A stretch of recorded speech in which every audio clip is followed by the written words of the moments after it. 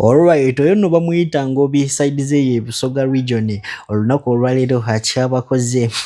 Aha, Eddy Kenzo ebibi ebyongedde okubeera nga bikaluba ayagala kwesoga mu National Unity Platform anytime from now. Lwaki byonna ogenda kubeera nga obinyonyoka emikono si mikono mu NRM naye nga tetunagenda yomba nsaba video soko jimpereka like oba maze subscribing nga wegate ku mukutu gwaffe guno. Eddy Kenzo nkugambye olunaku olwaleero yavuddeyo ne yeekubira omulanga n'agambye byaddala mu NRM basajja baagala okumuloga anytime from now mujja kulaba Eddy Kenzo byaddala nga waliwo ekimutuuse ku bintu byesagala byogere njagala osokulize apini point ze Bebe Cool mbulira ebyaddala gwoli kusaidia ni Bebe Cool oba Eddy Kenzo. Honestly speaking, waliwo entalo eziri mu group ya Bebe. Waliwo entalo eziri mu group ya Bebe. Era ne bannamawulire be tebatukwata.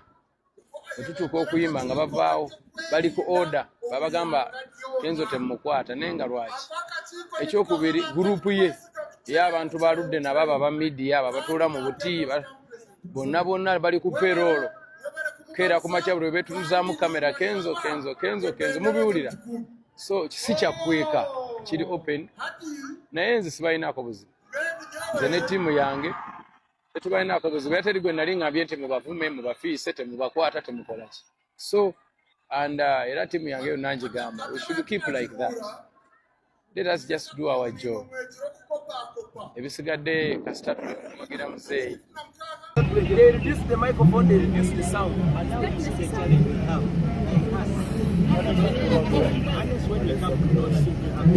think you have done that. You know, your people know.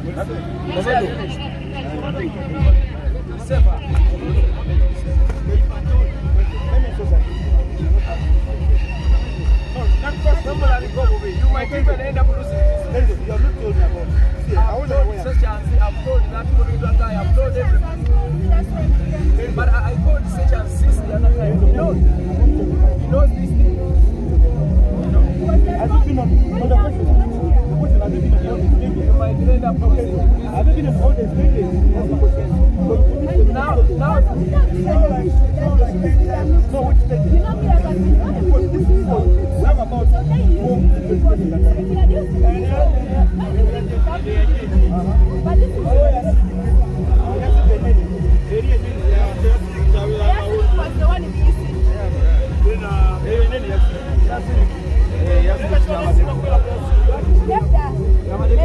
4 yesterday, President was on his way coming. You saw that, right?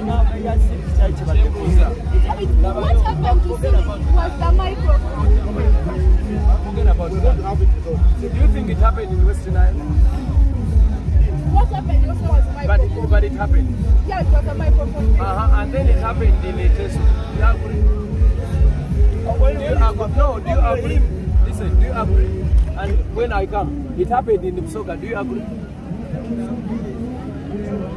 It happened. Now, so it's a kind of problem. It is of course, they know but she we are knows. going to resolve it. Literally, we are not against it. We are. Let me tell you. No, because the people are going to see the problem. Control. The problem is one. Control over our case. We come and keep this case. When you have it, that's how so political stage management. You don't know the politics there. You don't know. Let's talk about this. We have to do no. Sound engineers? We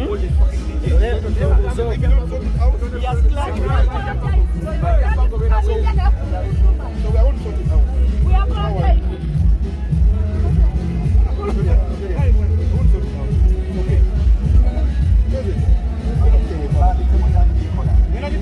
It's not like that. I won't make it. Byadala byonna bagambye dda sigenda kwogera ku kintu kyonna ekyabaddewo iganga kubanga video z'omu maze dda kubeera nga muziraba. Bobi Wine ayina kyayogedde eno video yagambye buli omu agitambuze mu WhatsApp groups ez'enjawulo wamu ne Facebook making sure nti no etuukayo soko gilabe obuli ebyaddala kana akasajja kana asobola okubeera nga kajja ku musajja kubanga nzi plan ya next year namaze dda kubeera nga njifuna nakadama wange tugenda celebratingira Mombasa. Soko labe video omala mbuli ndoze mu comment section.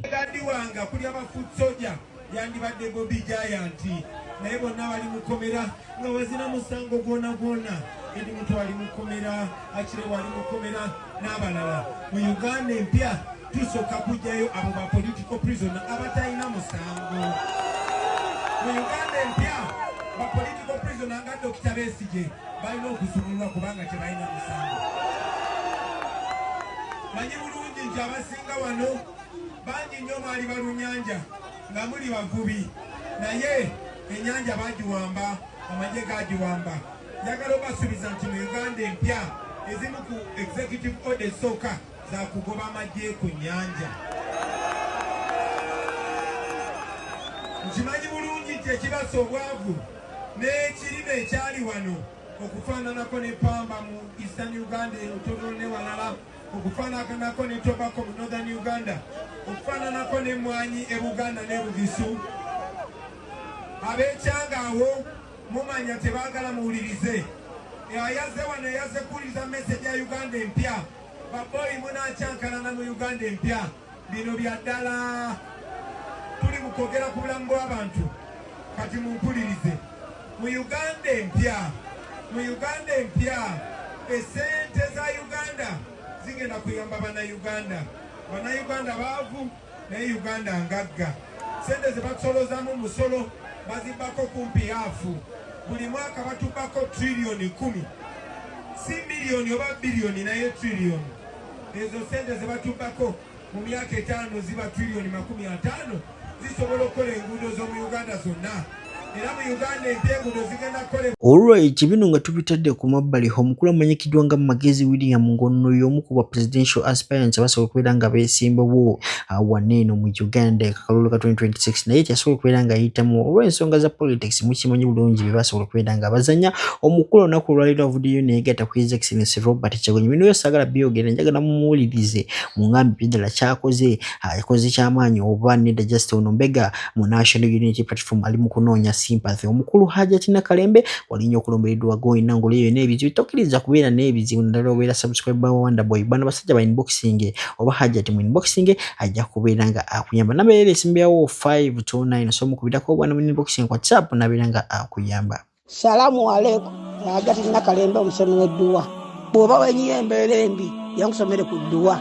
Abali ebweru mirimu gigaanye papula zeesibye kino kyekyoto kwesabira omukisa kobe ng'oliriddawa wali wekusabira n'ofuna emikisa. Ky'oba olaba ngabirira ebinyonyi ebitalina kyakulya naawe atalina mulimu jangu kusomere ku dduwa ofuna omukisa. Eno ennyanja kwesula buli kimu ekisira ne kiba kikujjudde nekikasuka mu nnyanja nekikunta nekigenda.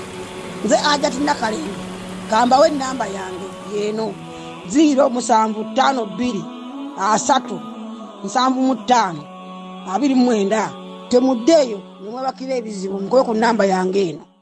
Gwe President Museveni owulira otya nga abaana bo bewambiwa bwe batyo bye bino ebintu bye bumbi bwagamba nti ogenze kulwana naye wagenda kulwana nga weerwanirira gweweka. Abannayuganda bazeemu okukaaba tuzeemu omulembe guli ogw'abantu okuttibwa abantu okuwambibwa kyokka ekikulondesa gwe okukuuma abantu okusomesa abantu okujjanjaba abantu naye obuvunaanyizibwa obusudde bwanagamba abantu babba ssente ng'obalaba ebintu byonna obiraba naye owesuddeyo bwanagamba. President Museveni ffe tetukuyinako buzibu naye tugamba tulekere eggwanga lyaffe tulyongereyo. Emirembe gye walwana tewagirwana gweka kugibeeramu walwana n'omulembe oguliddawo okulaba emirembe naye amazima gali nti ebintu byonna woba obikoze gweyagala bisitopinge ku mulembe guno Mukama akunenye. Era njagala okukubulira nti walwanira bwereere ebintu byonna abantu bali mu kukaaba abantu bali mu kuttibwa ebintu byewagamba nti walwana by'otasokola mu mulembe guno. Emyaka 4 ng'ofuga banno mazima ddala kiki kyotakoze kiki kyoyagala mazima ddala kyoyagaza Abannayuganda kyotafunye.